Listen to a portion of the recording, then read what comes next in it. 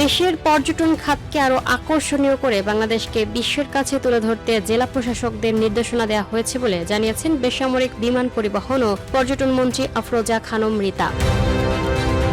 সোমবার ৪ মে রাজধানীর ওসমানী স্মৃতি মিলনায়তনে ডিসি সম্মেলনের দ্বিতীয় দিনে বৈঠক শেষে ডিসিদের এই নির্দেশনা দেওয়া হয়। বৈঠক শেষে সাংবাদিকদের তিনি জানান, কক্সবাজার সমুদ্র সৈকতকে আরও পরিষ্কার পরিচ্ছন্ন রাখার পাশাপাশি পর্যটকদের নিরাপত্তা নিশ্চিত করতে বলা হয়েছে। এ সময় বিমান প্রতিমন্ত্রী এম রশিদুজ্জামান মিল্লাত জানান, আগামী ৩ মাসের মধ্যে কক্সবাজার আন্তর্জাতিক বিমানবন্দরে এবং ডিসেম্বরের মধ্যে শাহজালাল বিমানবন্দরে থার্ড টার্মিনাল চালুর উদ্যোগ নিয়েছে সরকার। ঠাকুরগাঁও, নীলফামারী, সৈয়দপুর এবং বগুড়া সহ পরিত্যক্ত ৮টি বিমানবন্দর নতুন করে চালুর সিদ্ধান্ত নেওয়ার কথাও জানান প্রতিমন্ত্রী। এদিকে জেলা প্রশাসকদের সঙ্গে বৈঠক শেষে সংস্কৃতি মন্ত্রী অ্যাডভোকেট নিতাই রায় চৌধুরী জানান, দেশে নতুন করে আরো প্রত্নতত্ত্ব অনুসন্ধান করার পাশাপাশি পুরনো শিল্পকলা ভবন এবং লাইব্রেরিগুলোর সংস্কারের নির্দেশনা দেওয়া হয়েছে।